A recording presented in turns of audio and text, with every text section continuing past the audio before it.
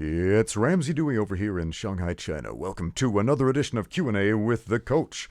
We have a question today from BC Skater 03, aka Michael. Michael sends in this question. He says, "Hi Ramsey, big viewer here of your YouTube channel. I have an issue with BJJ and trust issues with people to prevent me from entrusting my body to others, as I've seen bad accidents happen in BJJ." Okay, understandable. Some people suck to train with. Some people really should be avoided. On with the question. So, I've seen bad accidents happen in BJJ, and the injuries are just not worth it, as I am primarily a Muay Thai striker. I think one of the biggest things that BJJ community, with the BJJ community, is that they only ever talk about how great it is to promote it to newcomers, but never ever mention the lifelong permanent injuries that will follow, affecting their quality of life, and by the time these newcomers have tried it, they got hooked on it, and it's already too late. You're talking about BJJ like it's a drug. Like, come here, try some of this BJJ. It'll make you feel good. First sample's free. Yeah, take that sniff. Oh, man, I gotta have more of that. Oh, but the jiu-jitsu knuckles. Right? Okay, I'm not making fun of you. It really makes it sound like a drug the way you're describing it, but your experiences are valid, so I will not make fun of them. On with the question. And all they can do is mindlessly and recklessly degrade their bodies at an early age, feeling like 90 years old at such a young age. This is interesting. I'm only about halfway through the question, but I'll be 45 next week.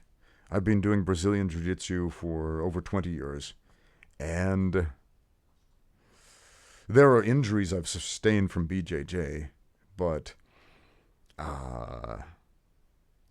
there are injuries I've sustained from every martial art I've done. I would say BJJ, probably the least number of injuries I've had out of all the martial arts I've done.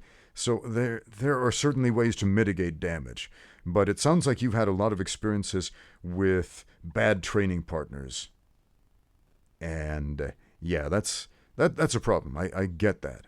Bad training partners are the issue. You've got to train with people that you trust with your life. Because if you're training with people and you know this guy's going to try to injure me. This guy is going to accidentally injure me because he has no control over his own body. Or this guy doesn't know his strength levels. Or this is the claw dude who's going to, instead of actually grappling with you, and he's going to cut you up. You got to be wise about who you're training with, who you're rolling with, man. If you lack that wisdom, you're not going to make it very far in any combat sport. I mean, think you do Muay Thai, right? And we'll get to the rest of the question in a bit, but you do Muay Thai, right?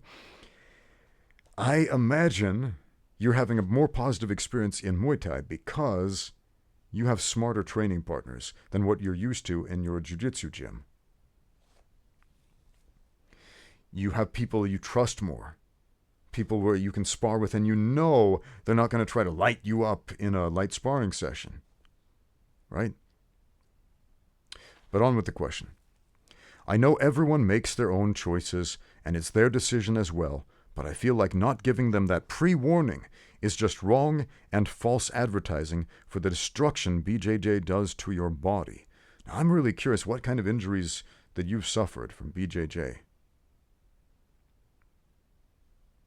You know, the worst injury I've suffered was from an MMA fight. And that's where I had my skull broken in multiple places and partially blinded and my face all rearranged and just my face, my whole skull, my forehead smashed, man. And that's a permanent injury that put me into retirement. But of course, every fighter needs to understand that fighting is an inherently dangerous sport and may result in serious injury or death. Now, BJJ is not that extreme of violence. But it still needs to be understood it's a combat sport, and there are inherent risks of injury or even death. But I'm really curious. You're making it sound very, very extreme, an extreme that I have never experienced. There was a video I saw part of recently. This guy, he's got a purple belt, And it's got a lot of views. It says something like, BJJ saved my life but destroyed my body. And he talked about how he was kind of in a funk, and he did BJJ for a long time, and he got really excited about it, and it got him out of that funk, but he sustained a bunch of injuries while training, and so he wasn't happy about that. So it kind of sounds like you experienced something similar. And again, your experiences are valid. I haven't experienced what you've experienced, but you have. It's valid, right? But to say this is what everybody will experience, that's simply not true, and it's irresponsible to say. Just like if I were to say, everybody will have my same experience with jiu-jitsu where you won't sustain major injuries from it. That would be silly.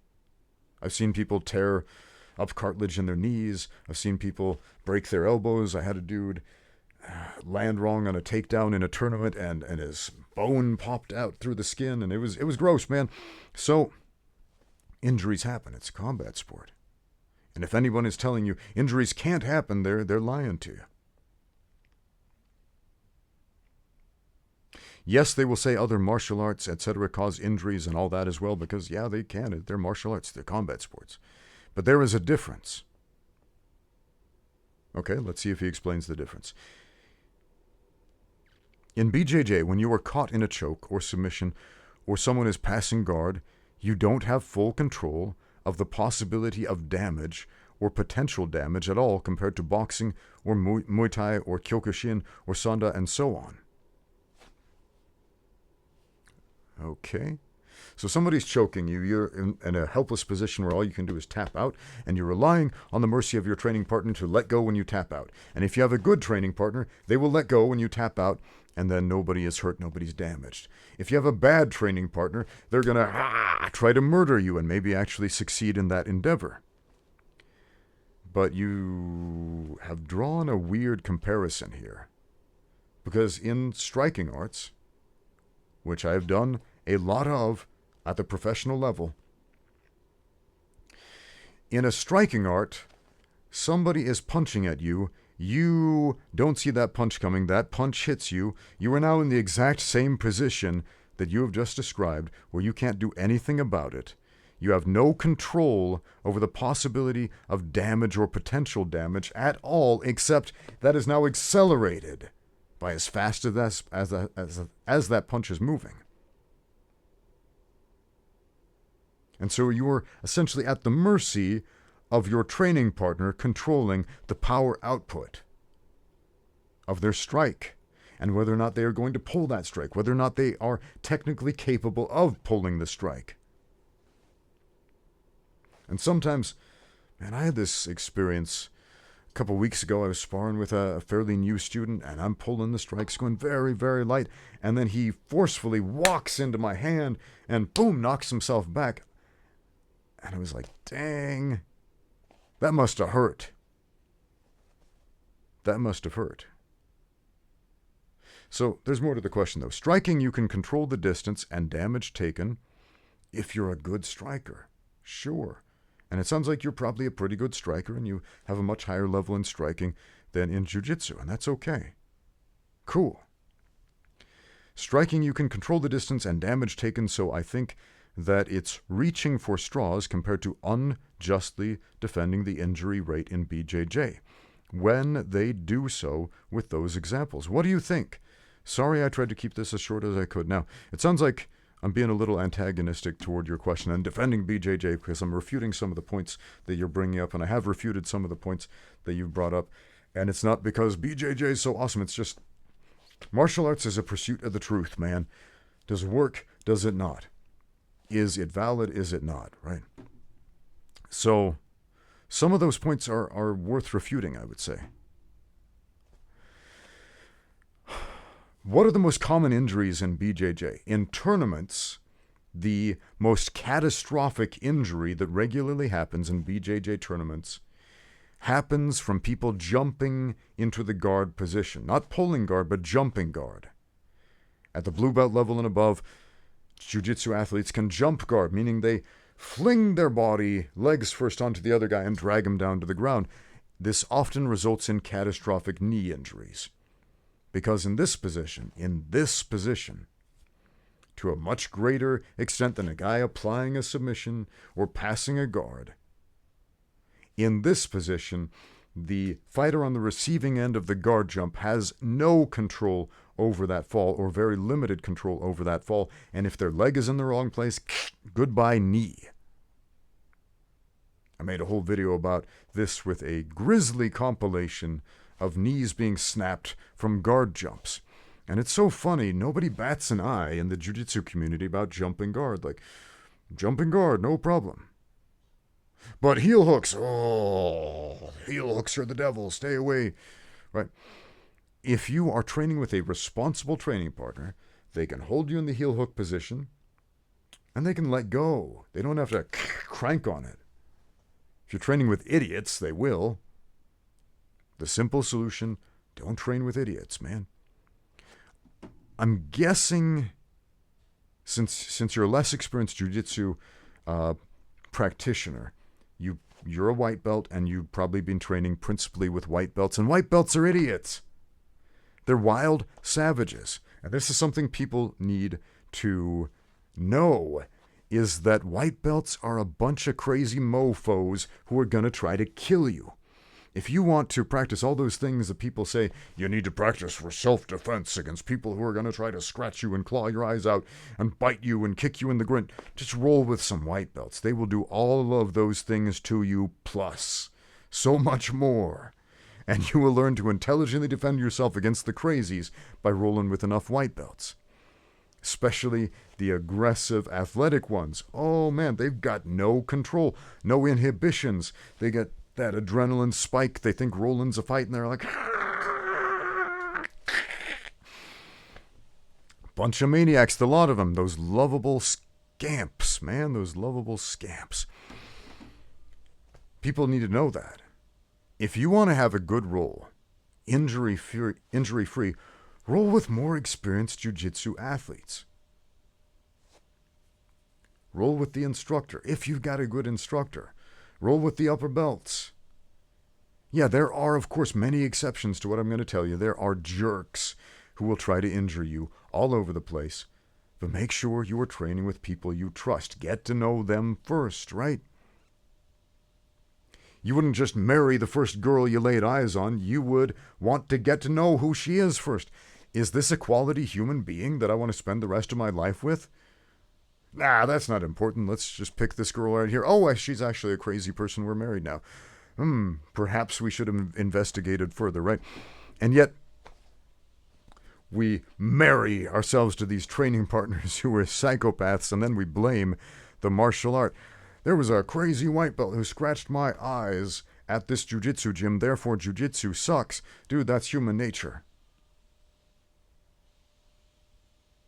And you're having better experiences with Muay Thai because you've got more experience with that, and it sounds like your training partners do too. But I'll guarantee something. There are probably people somewhere along the line in your Muay Thai training who are feeling very similarly about you the way you feel about your bad jiu-jitsu experiences. Like somewhere along the line, maybe you weren't the best training partner. I've had this experience too. I've had people complain about me over there. Oh, Ramsey, I was sparring with him and he did this thing I didn't like. Well, guess what? We learn, we grow, we progress, we repent of our wicked ways and our misdeeds of the past. We get better, and we become better training partners. So,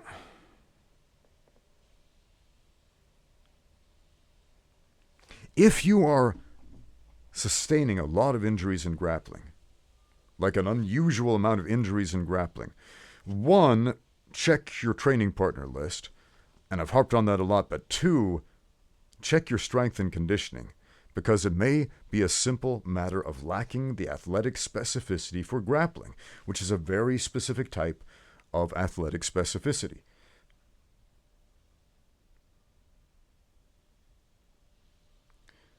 People always talk about hard style and soft style traditional martial arts. And what they mean by that, a hard style, is one where you've got to physically harden up your body. You've got to become stronger. You've got to develop a very specific type of athletic specificity for that thing. For example, in karate, you punch things with your knuckles, and if your knuckles are weak, it's not going to work out for you very well. You could break your hand. And so you get the makiwara, and you punch it over and over and over again to toughen up your knuckles. You do that for many years, then you got some good punches, and then you can hit hard things, without serious risk of injury. But if you don't condition your knuckles at all, and you never practice a punch against a harder object like a makiwara or a punching bag or whatever, and then you get in a fight and throw a full power punch at a human skull, my hand. Nobody told me that I would break my hand doing that. You've been informed. Then there are soft styles. Soft styles. Soft is often a misnomer. For example, the words judo, jiu-jitsu are often mistranslated to mean soft or gentle.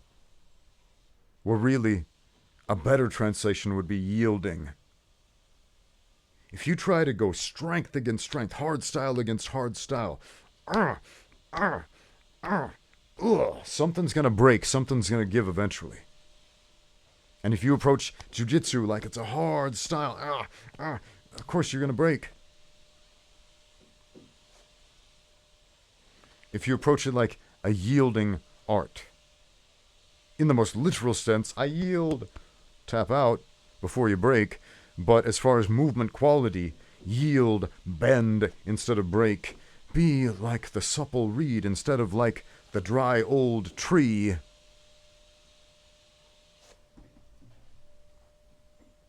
That's going to help.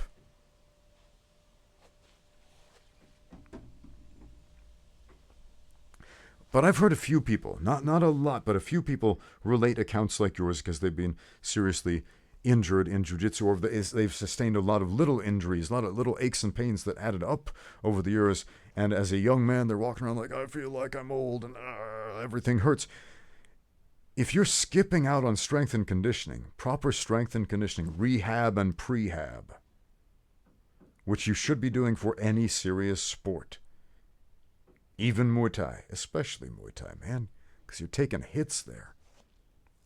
And if you're a young man, you might feel like you can get away with just sparring all the time and never working on strength and conditioning, rehab, and prehab specifically. To rehabilitate injuries, to make the body stronger and more supple, more flexible, to avoid the injuries, then you are setting yourself up for failure further down the road. If you have a good coach, these things will be explained to you. If you don't, well, then they won't. But here's a coach that explained them to you. So get out there and train. Lift weights. Do your conditioning. Stretch. Do some yoga, stuff like that. Things that keep your spine healthy. That's one of the most important things you can do. Keep your spine and your hips healthy as far as jiu-jitsu is concerned. Because there's a lot of pressure on you in jiu-jitsu. A lot of pressure. Especially if you're a guard player. You're playing guard a lot. Your spine is getting squished into the floor. And the human spine isn't flat like a floor. And so it's imperative that we observe simple tenets of spinal health. Eddie Bravo does a really good job of explaining this to his students. And he explains in his books as well. Because he's a big guard player. And he's the guy who popularized the rubber guard after all. And if you're playing guard a lot again, it's murder on your back. And Eddie's very upfront about this. A lot of good jiu-jitsu instructors are. But you know what else they do? They teach you how to fix the problem, how to address the problem, how to rehab and how to prehab. Which again, every serious athlete in every serious sport does. We've harped on about this a lot. Again, if you're getting consistently injured in whatever sport you're doing, if it's jiu-jitsu, football, whatever, there's a problem.